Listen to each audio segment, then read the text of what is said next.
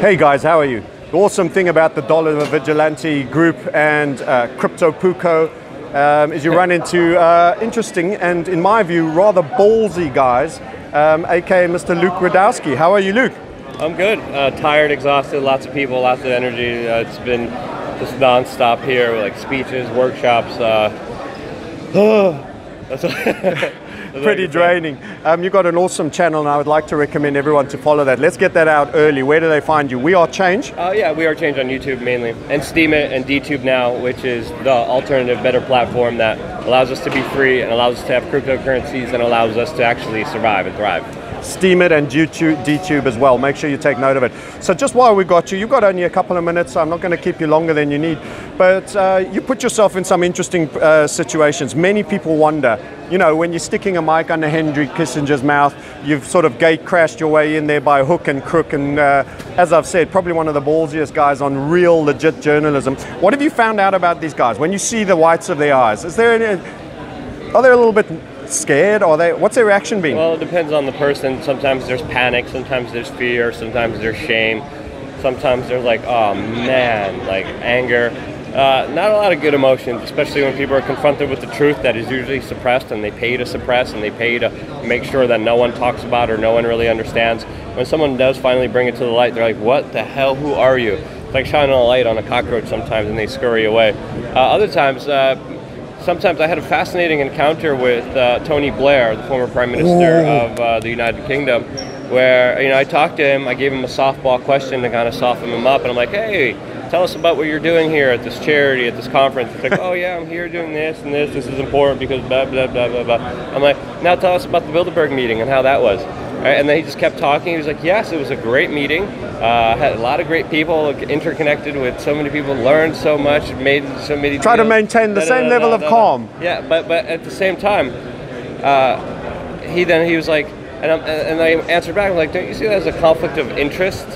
Especially with you, right before you became Prime Minister, meeting with all these technocrats, corporatists, banksters, illegally, secretly. And then he's like, and then he reminded himself that he was actually speaking to the House of Commons, and he was directly asked, have you ever gone to the Bilderberg Group meeting? And he said no.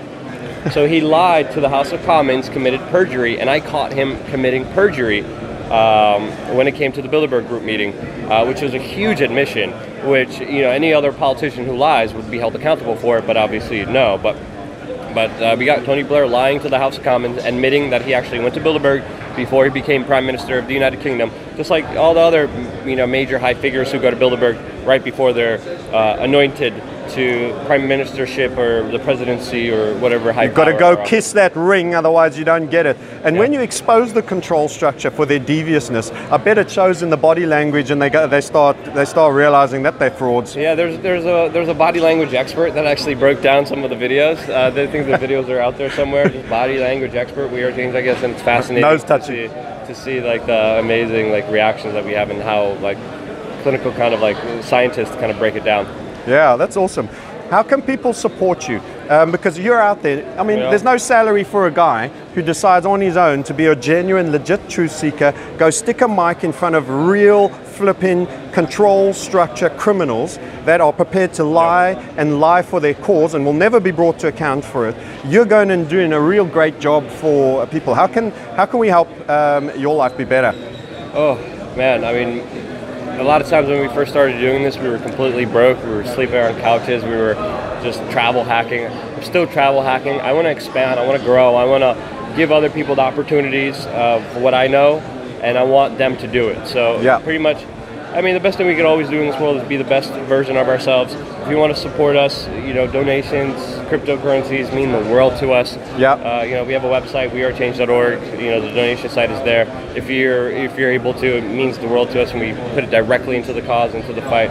We have so many bigger dreams and aspirations that, and already we accomplished so much with so little, and that's mainly because of you guys watching, participating, actually going on the website, actually going on the email list, which we don't even use because we're getting censored left and right on YouTube, on Twitter, on Facebook. We're being obliterated right now. It's at its worst where it's been, where they're really going after us and really making sure no one sees our message. So you have to be active. You have to vote with your dollar, you have to vote with your clicks, you have to vote with your attention, and not just go what's on your timeline, because the revolution is not going to be in your timeline. It isn't. We're definitely not going to be in your timeline. You have to go out and seek it and we need spread the people word to and spread the awaken and start following you and go where you can still be heard. Well, most importantly, my best advice is do your own research, do your own homework, don't believe anybody, don't put any man above yourself. That's been our core main message from the beginning. Yeah. We always have all the sources to all the articles we talk about in our videos. People can go fact check everything themselves. They really just learn to be an open-minded, concerned, critical thinker, and the world would be a better place if we all just took those extra preventative steps instead of being lazy and being told what to believe. So don't idolize me, don't look me up, don't put me up, put yourself up and make sure you are the official orator of truth and no one else in your life. I absolutely love that message, and we're going to call it a wrap on that because it was awesome. Luke, thanks for the chat. Have a great day. Cheers, buddy. Nice one. Appreciate it. That was a great message. No problem. All right, I gotta use the You go do it. Yeah. Cheers.